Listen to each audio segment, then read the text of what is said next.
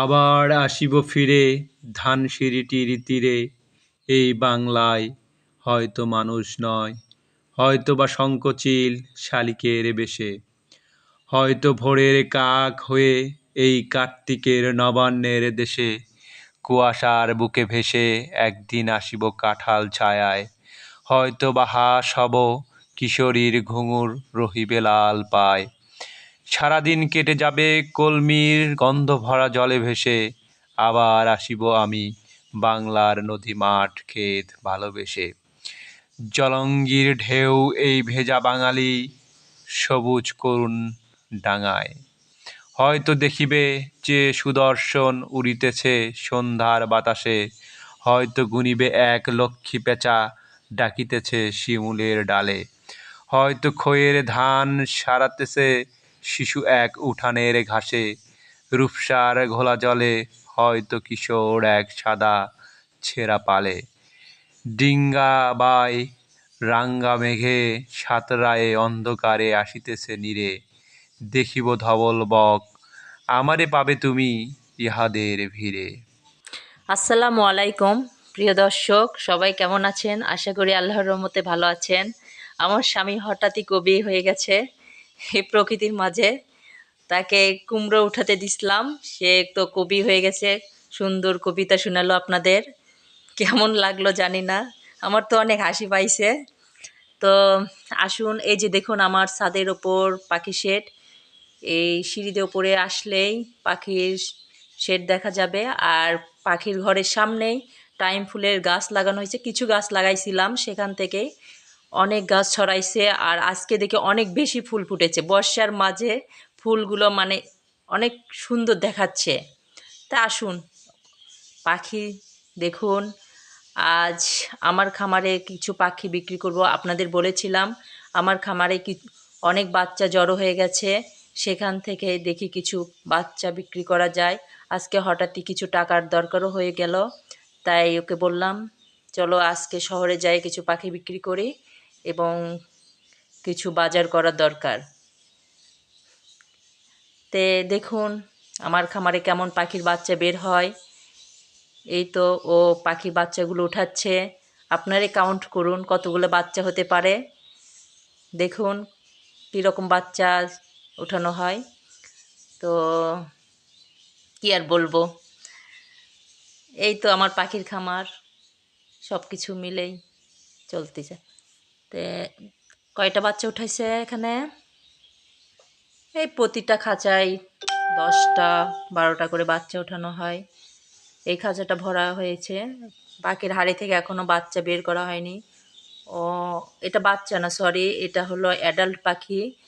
ও মানে ডিম পাড়তে পারতে ওর অনেক চর্বি জমে গেছে, তো এই মুহূর্তে আমরা এরকম অ্যাডাল্ট পাখি বিক্রি করে দিই।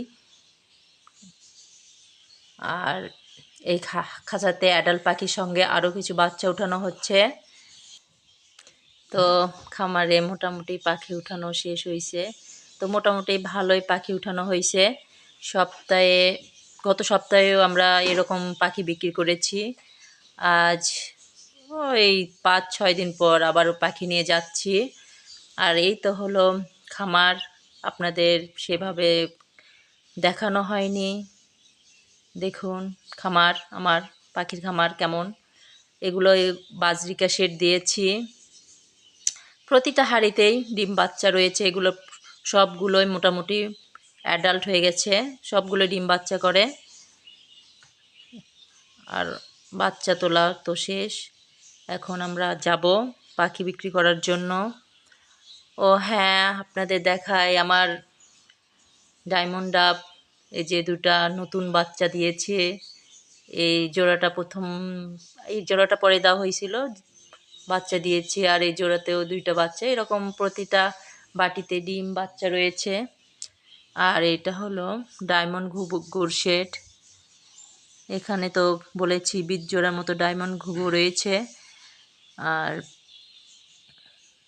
ঘুঘুগুলো তো তেমন যত্ন করতে হয় না, ওদের একবার খাবার দিলেই 6-7 দিন চলে যায়, ওদের পিছে তেমন পরিশ্রম করতে হয় না। বাজরিকার একটু ঝামেলা আছে, ওদের প্রতিদিন খাবার ঝেড়ে দিতে হয়, পানি দিতে হয়, অনেক ঝামেলা। অনেকগুলো হাঁড়ি বাটি হয়ে গেছে, ওগুলো পরিষ্কার করা, পানি দেওয়া, খাবার খাওয়ানো অনেকটা ঝামেলায়।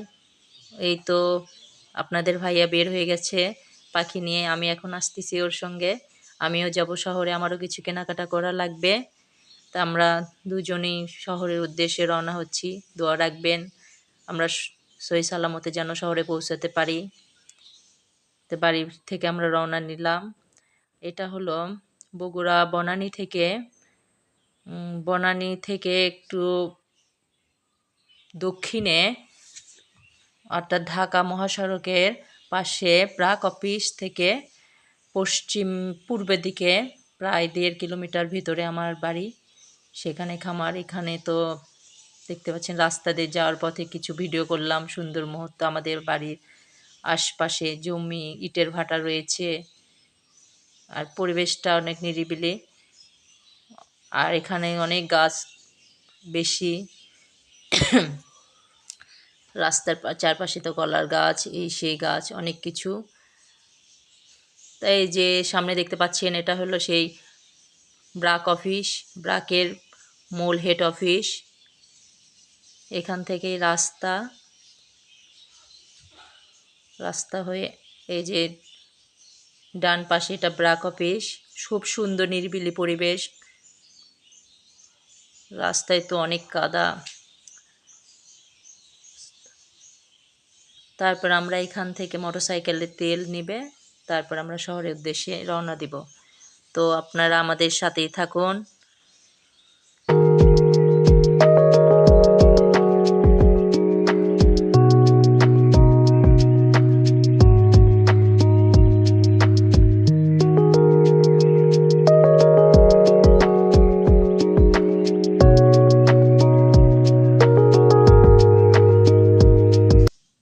আর এটা হচ্ছে আমাদের সে পাখি বিক্রি করার দোকান। এটা হলো বগুড়া সাত মাথার আগেই বগুড়া বার্ডস পয়েন্ট নামে পরিচিত। এই ভাইয়ের কাছে আমরা মূলত পাখি দিয়ে থাকি। উনি খুব ভালো বিশ্বস্ত একজন লোক, সব সময় আমাদের ন্যায্য দামই দিয়ে থাকে। আর ইনি এই দোকানে থাকেন। উনি পাখিগুলো সুন্দরভাবে যত্ন সহকারে গুনে গুনে নিচ্ছেন, পাখির কোনো সমস্যা আছে কিনা সেভাবে দেখে শুনে পাখিগুলো ক্রয় করে নিচ্ছেন। তো ভালোই লাগে এভাবে দুজন আমরা সপ্তাহে 1 দিন 2 দিন এসে পাখি দিয়ে ঘুরে ফিরে ফুচকা খেয়ে বাসায় চলে যাই। আর উনি হিসাব করছেন, আমাদের হিসাব কিতাব করে টাকা পয়সা বুঝিয়ে দিবেন। ভালো থাকবেন সবাই।